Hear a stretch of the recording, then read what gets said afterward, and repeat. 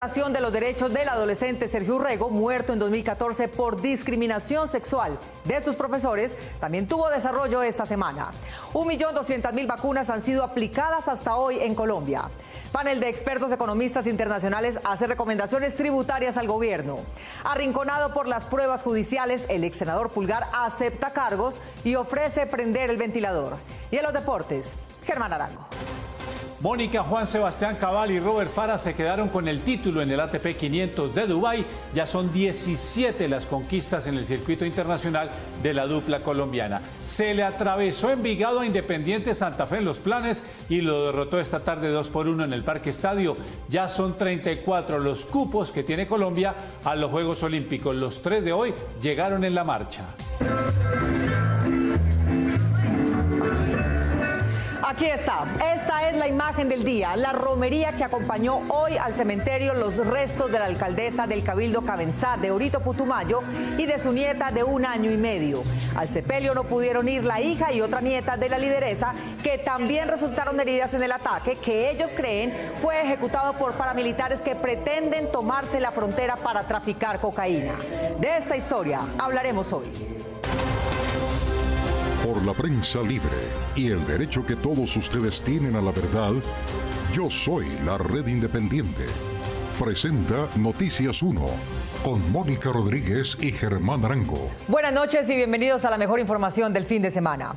Una dolorosa audiencia ante la Corte Interamericana de Derechos Humanos soportó esta semana la periodista Ginette Bedoya, quien revivió su secuestro, torturas y violación masiva ocurridos hace 20 años a manos de los paramilitares que gobernaban la cárcel Modelo. Juan Fernando Barona. Mónica, después de 2 décadas sin justicia en su país, el caso de Ginette fue aceptado en la Corte IDH y a pesar de que el Estado colombiano es la contraparte de la periodista, su agente separó la audiencia, recusó a los jueces y sorprendió cuando dijo que no tenía garantías. La periodista Ginette Bedoya contestó esta semana en una audiencia formal del Sistema Interamericano las preguntas de los jueces de la Corte IDH sobre los delitos de secuestro, tortura y violación sexual masiva que cometieron en su contra hombres de grupos criminales asociados con condenados de la cárcel a Modelo de Bogotá y agentes del Estado. En su investigación llegó a esa conclusión. Habían paramilitares, guerrilleros, integrantes de mafias del narcotráfico y delincuencia organizada.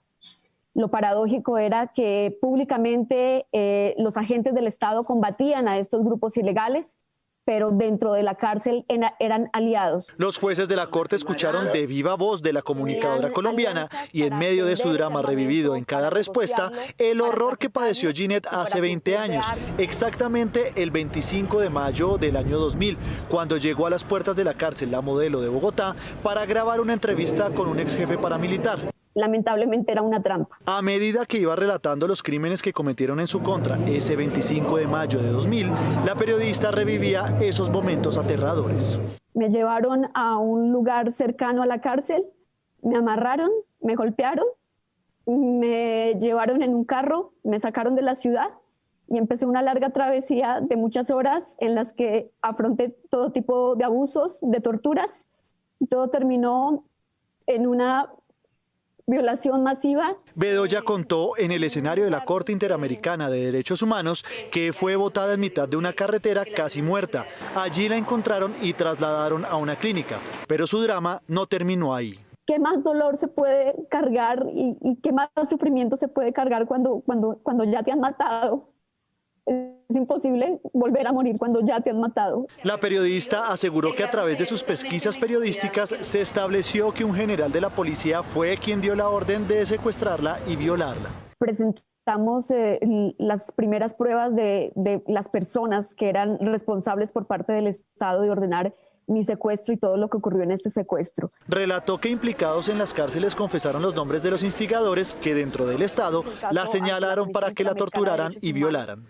Y empiezan a aparecer los autores materiales, ellos mismos le entregan su testimonio a la jurisdicción de justicia y paz, dando los nombres de las personas que habían ordenado el secuestro y que habían ordenado otros crímenes. Después de su desgarrador testimonio, los jueces de la Corte IDH se solidarizaron con la víctima y le agradecieron su valentía. Yo quiero agradecerle a usted, expresarle mi admiración y mi gratitud La audiencia continuó con la intervención de Camilo Gómez, director de la agencia jurídica y funcionario que representa al Estado de Colombia, contraparte de Ginette Bedoya. Sorprendentemente, Gómez solo leyó un texto para objetar la Corte y a sus jueces a los que recusó y anunció que se retiraba. Para Colombia, la falta de objetividad en el sistema de protección de derechos humanos, sin duda, le quita la legitimidad que requiere. El Estado colombiano se retira de la audiencia por falta de garantías procesales. Como lo manifestó en la audiencia, el director Gómez recusó por escrito a los jueces de la Corte que habían hecho preguntas a Ginette, quien recibió la noticia sobre el retiro de Colombia como una nueva afrenta que el Estado le hace. La Corte rechazó en duro documento la actitud de Gómez, no aceptó sus recusaciones y anunció que este próximo lunes 22 de marzo continúa la audiencia. Otro caso de violación de derechos fundamentales tuvo desarrollo judicial esta semana. Se trata del suicidio al que fue inducido el adolescente Sergio Urrego por la discriminación constante que sufrió en su propio colegio. Enrique Tapias. Alba, la mamá de Sergio, lleva 6 años luchando para que la justicia castigue a las directivas de ese colegio que acosaron a Sergio de 16 años hasta llevarlo a la decisión de quitarse la vida. 6 años y 7 meses después del suicidio del adolescente de 16 años, Sergio Urrego Reyes, quien decidió quitarse la vida por causa de la permanente discriminación que sufrió en su colegio por su orientación sexual en 2014. ¡No más discriminación! Alba Lucía Reyes, madre del joven y quien ha dado una dura lucha porque la muerte de su hijo no sea en vano, declaró por primera vez como testigo esta semana ante el juzgado 42, en el que se adelanta el juicio contra la entonces rectora del colegio Castillo Campestre, Amanda Azucena Castillo, por ocultamiento de pruebas y falsa denuncia en contra de Sergio, hecho que habría vencido la resistencia emocional del joven.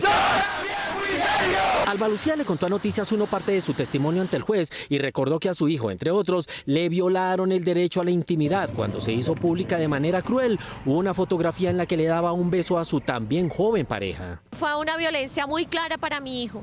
Él tuvo que hablar sobre su orientación sexual, no solamente a sus padres, sino delante de los directivos, de los docentes del colegio. Aseguró que a su hijo lo sometieron al escarnio público cuando lo obligaron en su colegio a hablar sobre su orientación sexual. Nos sacaban muchas veces de clase para que hablara sobre su orientación sexual y en el Observador siempre hablaban de las manifestaciones grotescas, amorosas dentro del colegio. Amanda Azucena Castillo, entonces rectora del Castillo Campestre, afirmó mintiendo en agosto de 2015 que nunca hubo discriminación hacia Sergio y que la institución actuó pedagógicamente frente a su caso. En ningún momento se dio por parte ni del colegio, ni mía, ni de ninguno de nosotros lo contrario. Todo lo que se tomaron fueron acciones pedagógicas. Pese a estas afirmaciones, el 31 de enero del año pasado, la psicóloga del colegio Ivonne Cheque Acosta aceptó confesar y pedir disculpas a la familia del joven por su actitud discriminatoria. Yo, Ivonne Andrea Cheque Acosta, en mi calidad de exfuncionaria del colegio Gimnasio Castillo Campestre, me dirijo a ustedes con el fin de solicitar excusas públicas a las familias de Sergio David Urrego Reyes y Danilo Esteban Pinzón Valdés por los actos de discriminación en los que incurrí. La madre del joven que perdió la vida el 4 de agosto de 2014 señaló que la discriminación en el colegio era tal que incluso le exigieron un certificado psicológico sobre el comportamiento de Sergio. El primer certificado psicológico presentado por un profesional de su EPS lo manifestó claramente. Mi hijo no tenía nada malo. Mi hijo no presentaba nada que le impidiera asistir a su escuela, como cualquier otro niño. El próximo jueves 25 de marzo será el contrainterrogatorio para Alba Lucía Reyes, que además se mostró preocupada porque el caso pueda prescribir por el tiempo que ya cumplen los hechos y las maniobras dilatorias de la defensa de la rectora Amanda Azucena Castillo. Las sesiones arrancaron a medias en el Capitolio con la mayoría virtual y el llamado a la presencialidad de los que fueron, pero el Congreso ve su normalidad con la inmunidad de rebaño y para ella, según el senador Efraín Cepeda, faltan 2 años. Eduardo López Júquer.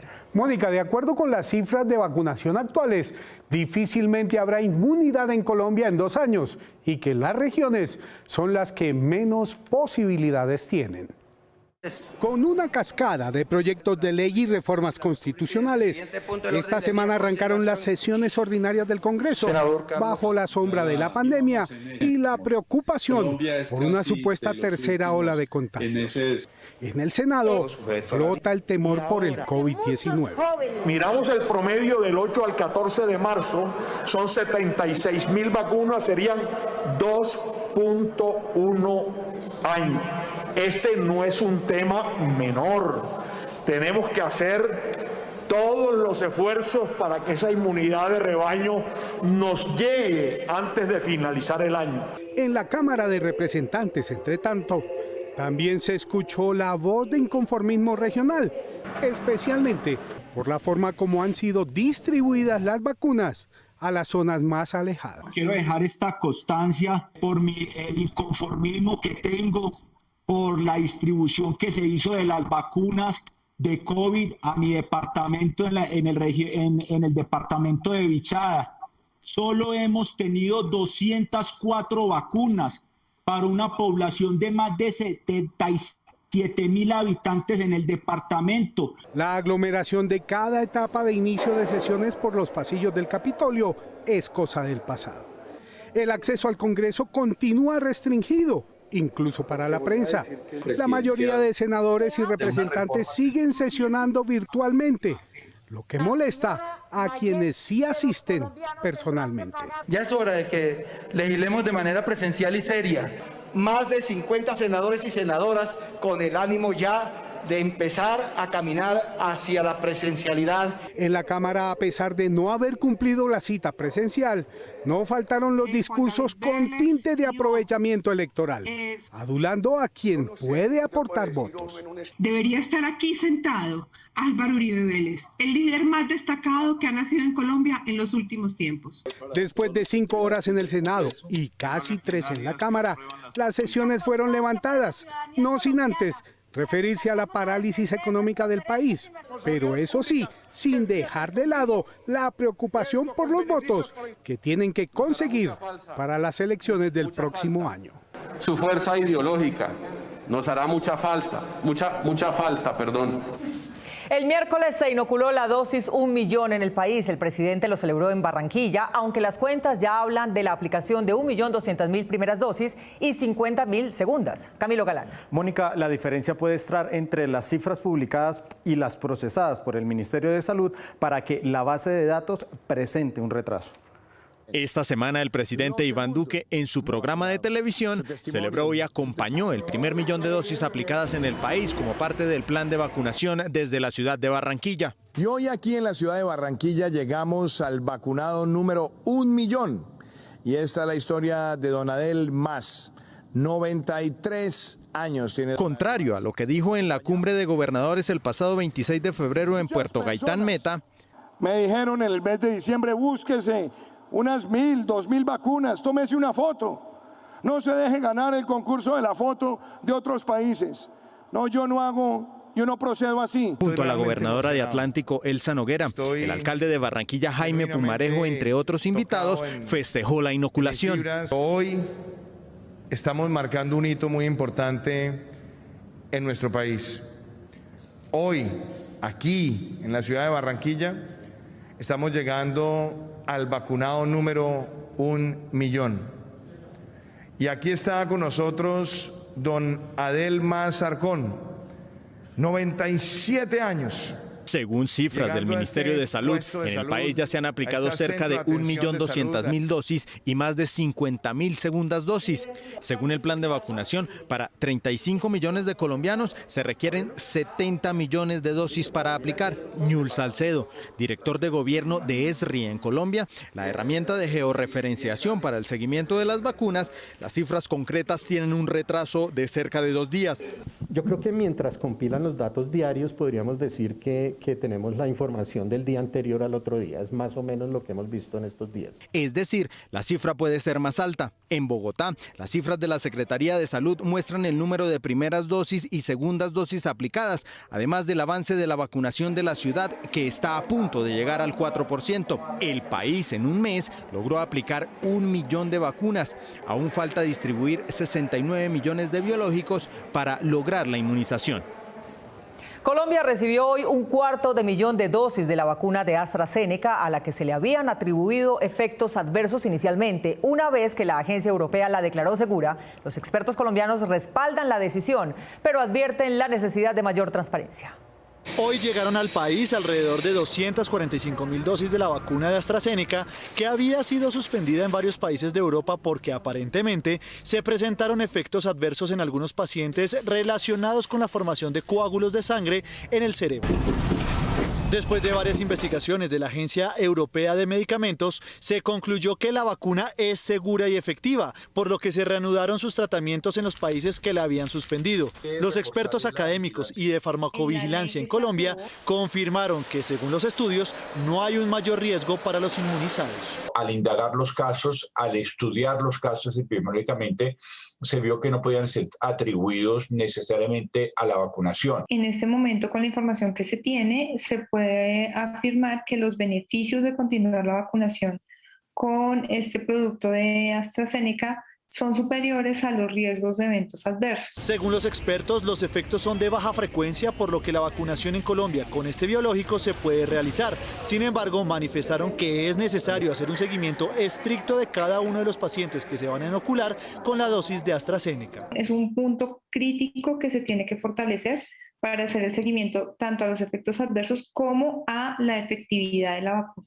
Colombia debe reforzar sus mecanismos de vigilancia epidemiológica de posibles efectos adversos, de reacciones secundarias, tener un buen sistema de monitoreo. Es por esto que le solicitaron al Ministerio de Salud que publique toda la información relacionada con la vacunación en Colombia y no solo los datos de cuántas personas han sido inmunizadas. Hay que hacer Open Data, abrir los datos y saber qué está pasando, vigilancia genómica, eficacia, posibles reacciones adversas, todo esto debe ser público. Los expertos le hicieron un llamado a la ciudadanía para que confíe en la ciencia y en la efectividad de la vacuna de AstraZeneca y manifestaron que no es necesario que el presidente Duque se la aplique, sino que su gobierno publique toda la información necesaria y transparente de la vacunación en el país. Aunque luego de semanas bajando, los contagios de COVID en Bogotá han vuelto a subir, la ciudad autorizó la reapertura de bares, pero sin rumba para la reactivación económica. Las cifras de casos positivos en el país empezaron nuevamente a subir, y así lo han mostrado los reportes de esta semana. En medio de este aumento y en la búsqueda de recuperar periódicamente la economía, Bogotá expidió 2 nuevos decretos, entre estos el plan piloto para el funcionamiento de bares en la ciudad. Según el cupo epidemiológico que entregó la Secretaría Distrital de Salud, en Bogotá se podrán inscribir para este piloto hasta 2.465 bares. De bares que hayan surtido el proceso de inscripción en la página www.bogotá.gov.co, reactivación económica, y que reciban debidamente la carta de autorización por parte de la Secretaría. Aunque este decreto permite el expendio de bebidas alcohólicas de acuerdo a los protocolos de consumo responsable en estos establecimientos de jueves a sábado hasta la medianoche, las pistas de baile aún no tienen permiso de funcionar. No está permitido los lugares de baile, que se puede consumir bebidas embriagantes en lugares como bares, pero discotecas y rumba con baile sería un alto riesgo de contagio. Sigamos cuidándonos. El segundo decreto tiene que ver con fortalecer la seguridad para el sistema de entrega de domicilios en Bogotá, tras los hechos violentos registrados en la ciudad la semana pasada y que inicia a regir desde hoy. Las motocicletas que trabajen en plataformas de domicilios tendrán prohibido el parrillero. Las empresas necesitan un registro completo del empleado y adelantar una verificación de la situación judicial de los domiciliarios, además del uso de indumentaria y que el registro o placa de la moto o bicicleta sea visible. En un plazo de 3 meses, estos trabajadores de la mensajería deberán tener sitios autorizados donde puedan parquear y baños que puedan usar.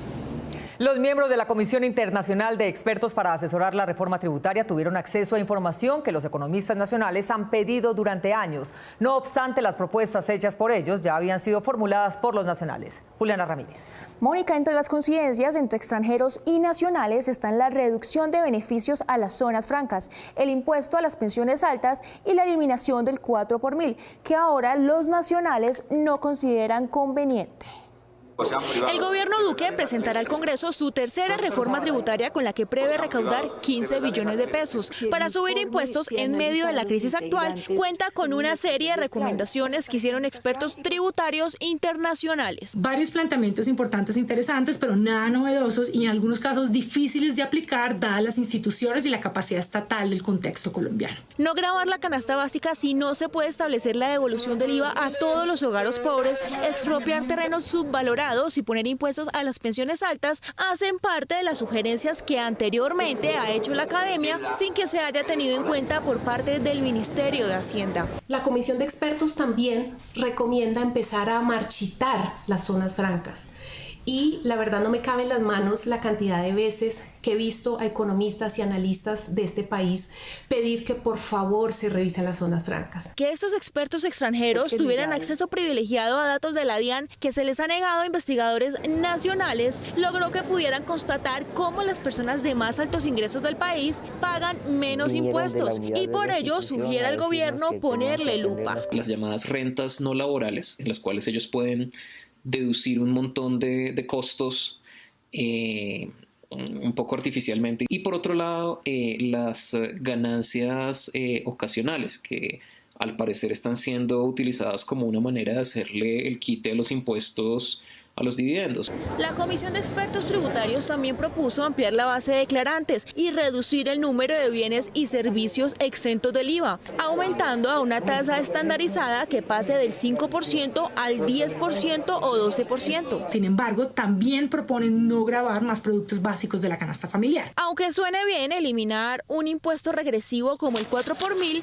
no se especifica de dónde sacaría el gobierno los 7 billones de pesos que dejaría de recibir. El recaudo del 4 por mil equivale más o menos a una reforma tributaria. La Comisión de Expertos Tributarios no da fechas específicas en las cuales deben implementarse todas las recomendaciones y asegura que eso debe ser a criterio de una nueva comisión de expertos, que en todo caso deberá tener en cuenta que su aplicación no puede obstaculizar la recuperación económica del país.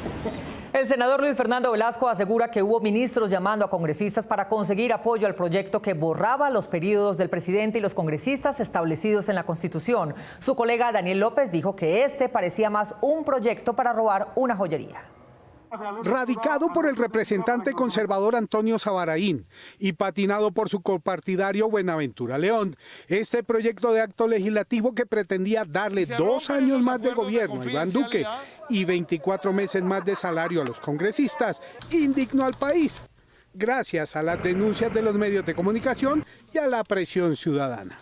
Ese proyecto, más que un intento para reformar la Constitución, parece un plan para asaltar una joyería o un banco. Desde diferentes orillas políticas descalificaron la iniciativa, que al parecer contaba con el beneplácito del gobierno, como lo denunció el senador Luis Fernando Velasco. Que ministros y altos funcionarios del gobierno estén llamando a los congresistas a ambientar esta iniciativa es inconstitucional, antidemocrático y muy peligroso. La idea nació de los directores de las federaciones de municipios y departamentos, Gilberto Toro y Didier Tavera, y en su radicación tuvo la firma de 22 representantes, entre ellos el nariñense Hernán Estupiñán, pendiente de la segunda instancia de un fallo de pérdida de investidura proferido en su contra por el Consejo de Estado, y quien insiste en que eso es bueno para el país. Se tiene que proponer, se tiene que abordar, se tiene que debatir y decidir la unificación de periodos. Otro de los firmantes de la iniciativa fue el también liberal Carlos Bonilla, quien retiró su firma con el argumento de haber sido engañado porque creyó respaldar un proyecto diferente. Realmente yo creo que nos faltó constatar al preguntar que si era el proyecto de Chacón y en la carrera de lo que siempre sucede ahí para entregar los proyectos que se van a radicar, pues debimos haber verificado que exactamente no era. Ya al identificarlo anoche mismo, solicitamos el retiro de la firma. El expresidente de la Cámara, Alejandro Carlos Chacón, aclaró que para su proyecto no ha recogido firmas y que nada tiene que ver con ampliación de periodos presidenciales ni parlamentarios. El proyecto de acto legislativo que nosotros estamos consensuando está en construcción. Es un borrador. Ni siquiera contiene mi firma. Otras de las firmas que aparecieron en la radicación del proyecto pertenecen a la vicepresidenta de la Cámara, Astrid Sánchez Montes de Oca, hermana del condenado parapolítico Odín Sánchez. También la de Milene Jaraba, esposa del cacique electoral de Sucre, Yair Acuña, investigado por presuntos nexos con el paramilitarismo. Buenaventura León, aliado político del condenado exgobernador de Cundinamarca, Álvaro Cruz, entre otros. La comunidad indígena Camensá de Orito Putumayo sepultó hoy a su líder y a la nieta de ella, que fueron asesinadas el miércoles. Carlos Cárdenas. Mónica, según el gobernador, la banda que ejecutó el crimen también habría asesinado a 2 médicos tradicionales en 2019. El gobernador denuncia además la desaparición de varias personas de su comunidad. Hoy fueron sepultadas la alcaldesa del Cabildo Camensá Villá de Orito Putumayo, la abuela María Bernarda Juavilloy y su nieta de apenas año y medio, que fueron asesinadas el pasado miércoles por sicarios cuando viajaban en motocicleta desde la vereda La Esmeralda en Orito Putumayo hacia el corregimiento El Placer en el Valle del Guamués, donde vivían. Pues impactan a las personas, causándole la muerte inmediata a la alcaldesa mayor, a nuestra líder indígena. Y pues igualmente es impactado a la niña por 2 proyectiles en la cabeza, la cual pues logró ser transportada hacia parte del camino hacia La Hormiga, pero no alcanzó a llegar. En el momento del ataque, la abuela Bernarda iba en una moto acompañada de su nieta de año y medio de edad. A su lado iban en otra moto su hija y otra nieta de 8 años. Todas recibieron impactos del ataque. También recibe otros 2 impactos, la niña de 8 años, que también estuvo y está en difíciles circunstancias porque le afectaron los pulmones. La hija mayor de 21 años pues fue trasladada directamente desde esos hechos, hacia el municipio de Puerto Asís. Los feminicidios en Putumayo han venido incrementando en estos 3 últimos años. Líderes sociales y políticas han sido asesinadas. La comunidad del Cabildo Camensá Villá ha tenido que soportar cerca de sus territorios enfrentamientos entre bandas criminales y disidencias de las FARC que se disputan negocios de narcotráfico y minería ilegal. En la región hay sospechas sobre quiénes pudieron ser los asesinos. Hoy podríamos estar marcando y quizás no equivocarnos a los nuevos grupos llamados Comando de Frontera, que son disidencias, grupos que de pronto han atacado a los líderes y que han llevado a varios ya a cesarles la vida, ¿no? En difíciles circunstancias también, donde pues han atacado a nuestra comunidad, ¿no? Comandos de la Frontera se hace llamar un grupo criminal de narcoparamilitares que opera en la frontera sur del país. El asesinato de la autoridad tradicional y de su pequeña bebé fue repudiado por organizaciones internacionales de derechos humanos y por representantes de países europeos como Ernst Nurman, embajador de Países Bajos. Estoy conmocionado y disgustado por el asesinato a la lideresa y alcaldesa del Cabildo Camensá Villá, indígena María Bernarda Juavilloy y su nieta. Solo cobardes pueden cometer semejante atrocidad. Los Países Bajos lo rechazan fuertemente. El 31 de octubre de 2019 fueron asesinados en Sibundoy y Putumayo 2 médicos tradicionales de la misma comunidad. Según el gobernador del Cabildo Camensá Villá, hay varias personas de su pueblo que han ido desapareciendo sin rastro desde hace un par de años. Con la aceptación de cargos y ofrecimiento de colaboración con la justicia de uno de los policías que golpeó a muerte a Javier Ordóñez, se abrió la posibilidad de conocer el origen de lesiones que no aparecieron en el primer examen forense, pero sí en las fotos que sus amigos le tomaron a Ordóñez. Víctor Ballestas. Mónica, el amigo que acompañaba a Ordóñez el día en que fue capturado dice que también fue apuñalado, además de pateado, golpeado por tonfas y baleado, y que aún no está claro quién le causó qué lesiones. Juan Camilo Lloreda es como el principal actor de esa situación. Juan Camilo Lloreda, uno de los patrulleros que golpeó, torturó y asesinó a Javier Ordóñez el 9 de septiembre de 2020 en Bogotá, firmó esta semana un preacuerdo con la Fiscalía donde acepta cargos por homicidio agravado y tortura agravada a cambio de recibir una rebaja de media pena, es decir, solo 20 años de cárcel por colaborar con la verdad de lo que sucedió ese día. Para amigos y familiares de la víctima, aunque este es un paso importante para esclarecer los hechos, ningún castigo será suficiente. Nada les devolverá a Javier. La justicia de Colombia pues tiene sus leyes y tiene sus normas, pero una rebaja por hacer un preacuerdo del 50% pues es un beneficio muy grande y así sean 20, 10, 15, 50, 60 años, pues no nos va a traer nuevamente a Javier. Para Salazar, quien siempre estuvo al lado de Javier hasta el momento de su muerte, lo que se ha sabido hasta el momento es poco para el nivel de sevicia con el que actuaron Juan Camilo Lloreda y Harvey Damián Rodríguez. Desde el principio, cuenta, buscaron asesinarlo. Lo lastimaron demasiado, era una sevicia incesante con Javier. Noticias 1 pudo constatar con fotografías que reposan en el expediente que el cuerpo de Javier también presentaba una herida, al parecer generada con un arma cortopunzante en el costado derecho del pecho. Son unas fotografías de verdad terribles, pues es donde se ve el cuerpo de Javier. Cuando ya Javier entra a la van, que en la van también le pegan varias veces, yo ya le veo en su costado derecho, le veo como un punzón acá. Yo no me he podido, no me he podido explicar cómo le ocasionaron esa herida. Con la verdad que quieren escuchar, esperan que se vincule al menos una persona más. Un subintendente de la policía que esa madrugada llegó hasta el CAI, vio y escuchó lo que sucedió y, siendo el de mayor rango en el lugar, decidió apoyar a sus compañeros y no a la víctima que ya agonizaba en el piso. Yo a él le pedí ayuda. Le supliqué ayuda para poder trasladar a mi amigo Javier Ordóñez a un hospital y él omitió, o sea, simplemente no quiso hacer nada.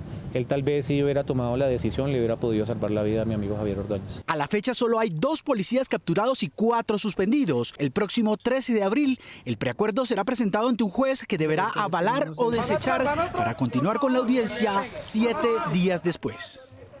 Colombia estaba en el puesto 37 de la lista de países más felices del año pasado en el ranking de Gallup y en 2020 bajó hasta el puesto 52, lo que indican los indicadores.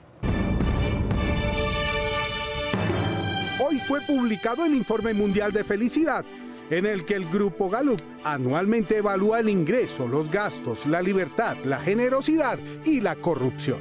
Este año el país más feliz resultó ser Finlandia y el menos feliz, Afganistán. Costa Rica está en el puesto 16, Brasil en el 35, México en el 36, Jamaica en el 37, Panamá en el 41, Chile en el 43, El Salvador en el 49 y Colombia en el 52. Esto indica que con la mascarilla no se ve nuestra risa. Esto es lo que indican los indicadores. La encuesta salió porque hoy es el Día Mundial de la Felicidad, una fecha para recordar que esta puede ser atesorada por quienes la buscan. Hoy en el mundo se celebra el Día de la Felicidad y como objetivo principal, además de reivindicar este derecho, es la importancia para la salud emocional y el bienestar que trae consigo este sentimiento que todos quieren alcanzar. Reconozca las cosas como son y que no emita juicios sobre ellas. Es hallar un propósito en la vida y aplicarlo poniéndose metas. Según los especialistas, los efectos de la felicidad sobre el organismo son múltiples. Entre estos están la disminución de la ansiedad y el estrés, reduce el dolor, potencializa las funciones del sistema inmune e incluso retrasa el envejecimiento. Martin Seligman, fundador de la psicología positiva, plantea 3 elementos básicos para mejorar el bienestar. Las emociones positivas, que es el compromiso, las relaciones positivas, la satisfacción o el significado en la vida y los logros. Y cada uno de ellos se puede medir independientemente y se puede trabajar con estrategias específicas. Por motivo de la pandemia, muchas personas experimentaron cambios que los obligaron a tomar nuevos caminos y ver truncados algunos de sus objetivos, pero no es razón para detenerse, pues el bienestar y la felicidad dependen de cada quien. Han aprendido a desarrollar su resiliencia. Hay otras personas que han aprendido a afrontar sus miedos y las hay que se sienten muy abrumados porque no buscan el apoyo que necesitan. Tenga en cuenta que cualquier persona está en capacidad de recuperar la felicidad después de cualquier tipo de circunstancia, identificar sus fortalezas de carácter y buscar la forma de usarla de manera diferente en el diario vivir, además de reflexionar sobre el legado que se quiere dejar, pueden ayudarlo. Ya regresamos, este es Noticias 1, la red independiente. El renunciado senador Eduardo Pulgar admitió ante la Corte Suprema el tráfico de influencias y el intento de soborno plasmado en el ofrecimiento de dinero que un juez le grabó. Dijo que la historia del soborno va más allá y prometió delatar a otros involucrados.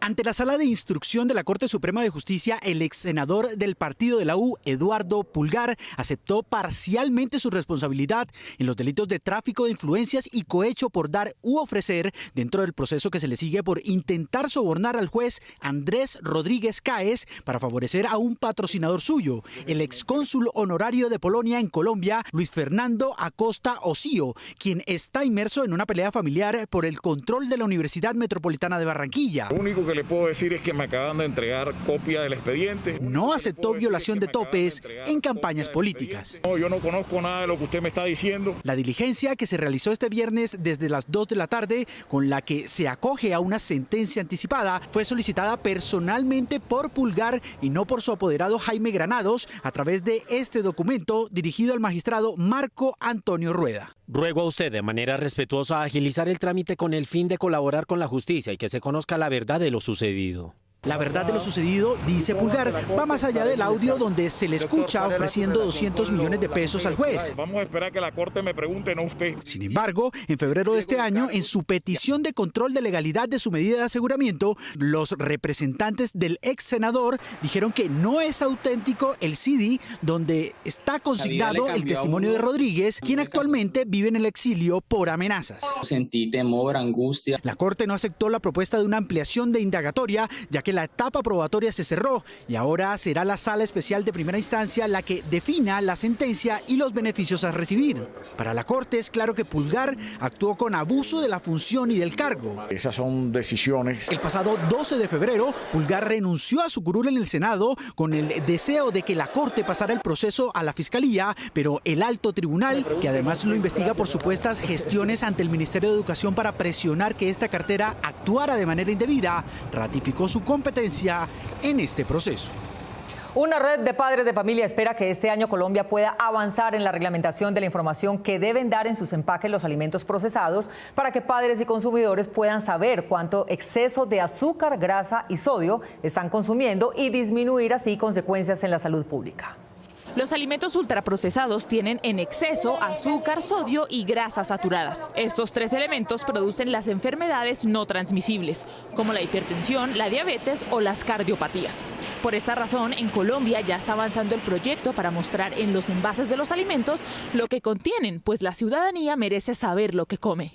La pandemia también nos mostró que estos productos empacados, ultraprocesados, nos dicen muchas cosas, pero no nos dicen cuando contienen excesos de azúcar, sodio o grasas saturadas. Estos sellos ya han empezado a implementarse en países latinoamericanos como Chile y sirve no solo para que el ciudadano consuma mejor alimentación, sino también para que las empresas produzcan mejores alimentos. Las empresas también van cambiando y van buscando unos productos que impacten menos, digamos, la salud, de pronto no tanto por la preocupación por la salud, sino de atraer nuevos compradores. El consumo de ultraprocesados es contraproducente para los ciudadanos de todas las edades y se espera poder regular su venta muy pronto.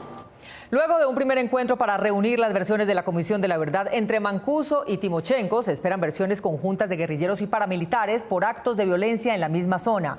La comisión dice que estos espacios están hechos para las víctimas, no para el protagonismo de los victimarios. La reunión virtual de Rodrigo Londoño, conocido como Timochenko, cuando era jefe de las antiguas FARC, con Salvatore Mancuso en el momento más cruel de la guerra interna, uno de los sanguinarios jefes de los grupos paramilitares, no solo fue un símbolo de la paz que podría renacer en Colombia.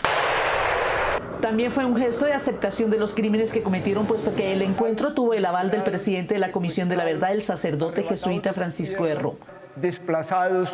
Timochenko y Mancuso no solo hablarán de sí mismos y de sus organizaciones armadas. En consonancia, la responsabilidad propia estará la de quienes auspiciaron el conflicto. Buscamos la verdad histórica, política y ética, y dentro de ella las responsabilidades de quienes actuaron dentro de instituciones y organizaciones en el conflicto. Rodrigo Londoño y Salvatore Mancuso le habían solicitado al padre de Ruth que les permitiera reunirse bajo la lupa de la comisión, porque consideran que entre las verdades de un lado de la guerra y las verdades del otro lado se puede reconstruir la historia de lo sucedido en el terreno de los hechos del conflicto interno, para alivio emocional de las víctimas. Porque cada día se generan más víctimas.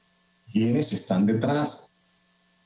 ¿Cuáles fuimos los responsables? Usted lo dijo hace un rato, padre, nosotros no iniciamos esta guerra. Mancuso propuso que la Comisión de la Verdad escuchara a los grupos que continúan armados, porque seguramente, según dijo, ellos también podrán revelar los nombres de sus financiadores y de los que promueven el conflicto, especialmente en el problema de propiedad y tenencia de las ricas tierras agrícolas del país, un tema que asusta a muchos terratenientes. Sería importante que pudiese conseguirse una especie de una carta de inmunidad donde pueda participar ellos para que también aporten a esas verdades, porque entre todos, y no es que esté invitándolos a un proceso de paz, porque esta comisión, como usted lo dijo, no tiene efectos jurídicos en esta comisión, es solamente un aporte a la verdad. Por su parte, Timochenko sugirió al padre Ru escuchar a otros exjefes guerrilleros y paramilitares que, de acuerdo con su opinión, podrían estar muy interesados en contar otras verdades a las víctimas. Salvatore está muy interesado en intercambiar con él, nuestro compañero Rubén Cano, conocido como Manteco, el camarada Pastor Alape, quien también tiene mucho que aportar en ese sentido, al señor Carlos Mario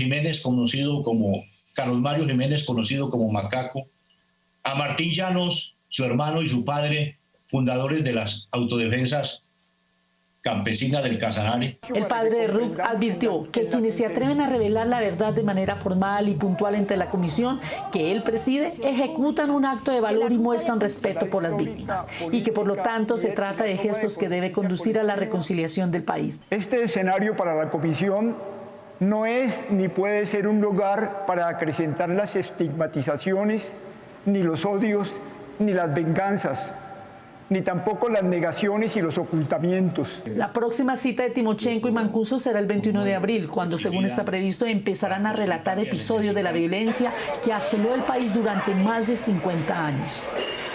Contrabando, principalmente de textiles, calzados. 4 semanas se va a tomar este Comité Olímpico Internacional. Estuvimos toda la noche frente a la cárcel. La cultura siempre será importante. Yo estoy feliz sobre todo porque este premio... Noticias 1, la red independiente.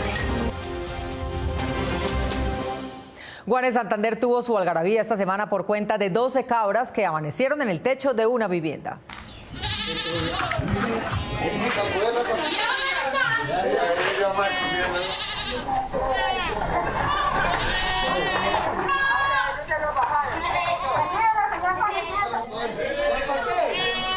¡Ay, despacio! ¡No se vayan a tirar!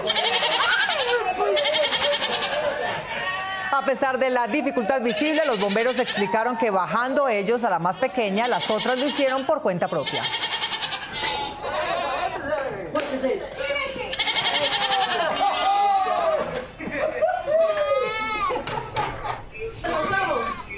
¡Échesela a la nuca!